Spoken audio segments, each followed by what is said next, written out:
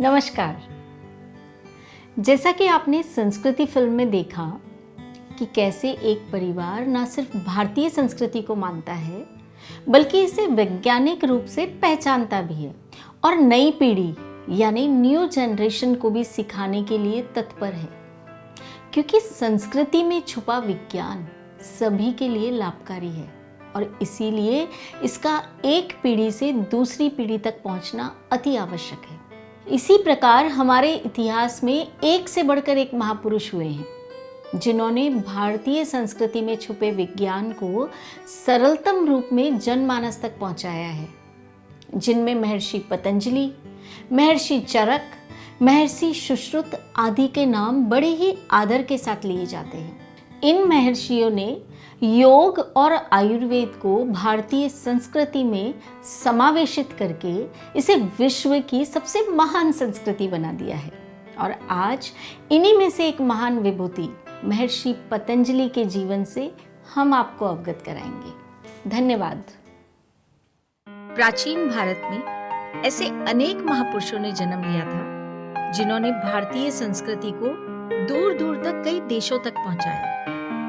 ऐसे ही महान ऋषि मुनियों में से एक है महर्षि पतंजलि। इन्होंने दुनिया को योग जैसी प्रतिष्ठित कला प्रदान की। आज योग पूरे विश्व में प्रसिद्ध हो चुका है। आज पूरी दुनिया में विश्व योग दिवस मनाया जा रहा है और लाखों लोगों को योग करने से लाभ हो रहा है। इसका पूरा श्रेय महर्षि पतंजलि को जाता है। इनका जन्म गोनार्ध यानी आज के समय में गोंडा उत्तर प्रदेश में हुआ था। बाद में वे काशी में बस गए थे। इनकी माता का नाम गोणिका था।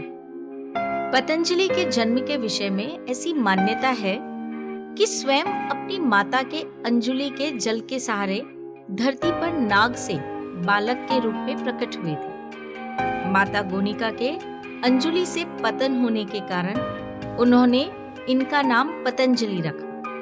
इनको शेषनाग का अवतार माना जाता है। वे अलौकिक प्रतिभा के धनी थे।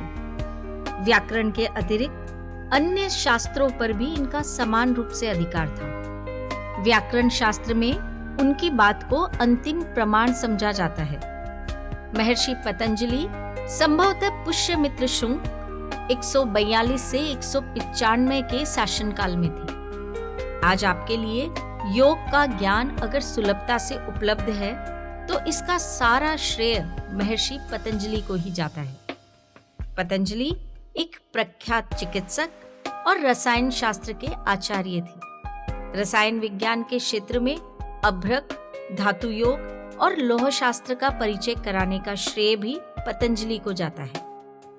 राजा भोज ने महर्षि पतंजलि को तन के साथ ही मन के चिकित्सक की उपाधि से विभूषित किया था। इनको आयुर्वेदिक ग्रंथ चरक संहिता का जनक माना जाता है। इनको योग शास्त्र के जन्मदाता की उपाधि भी दी जाती है, जो हिंदू धर्म के 6 दर्शनों न्याय, वैशेषिक, सांख्य, योग, मीमांसा, वेदांत इनमें से एक है। इन्होंने योग के 195 सूत्रों को स्थापित किया, जो योग दर्शन के आधार स्तंभ है। इन सूत्रों के पढ़ने की क्रिया को भाष्य कहा जाता है। महर्षि पतंजलि ने योग को मन की चंचलता को स्थिर करने की प्राचीनतम तकनीक कहा है। योग सूत्र में उन्होंने पूर्ण कल्याण के अलावा शारीरिक, मानसिक और आत्मिक शुद्धि के लिए 8 अंगों के अष्टांग योग का वर्णन किया है। पहला यम, दूसरा नियम, तीसरा आसन, चौथा प्राणायाम, 5वां प्रत्याहार, 6ठा धारणा, 7वां ध्यान और 8वां समाधि। यम का अर्थ है संयम, जो 5 प्रकार का माना जाता है। पहला अहिंसा, दूसरा सत्य, तीसरा अस्तेय यानी चोरी न करना, चौथा ब्रह्मचर्य, सभी इंद्रियों पर संयम बरतना और 5वां अपरिग्रह यानी जरूरत से ज्यादा बचत और दूसरों की चीजों पर लालच न रखना। इसी प्रकार नियम के भी 5 प्रकार होते हैं। नियम में आपके शौच यानी शरीर और मन की गंदगी को बाहर निकालना, संतोष, तप और स्वाध्याय अर्थात आत्मचिंतन करना होता है। इसके अलावा ईश्वर या आत्मा के प्रति पूर्ण समर्पण भी इसमें निहित है।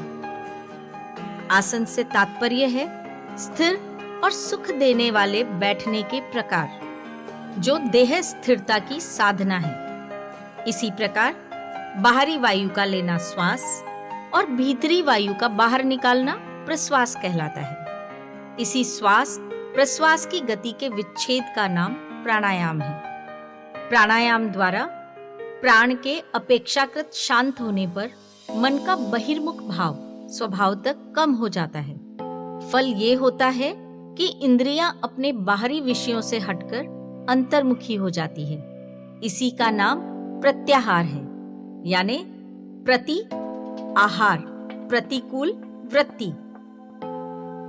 और इसी तरह जब मन की बहिर्मुखी गति निरुद्ध हो जाती है और अंतर्मुख होकर स्थिर होने की चेष्टा करता है, तो इसी चेष्टा की आरंभिक दशा का नाम धारणा है। जैसे इष्ट देवता की मूर्ति आदि पर चित्त को लगाना धारणा कहलाता है। ध्यान किसी एक स्थान पर या वस्तु पर निरंतर मन का स्थिर होना ही ध्यान है।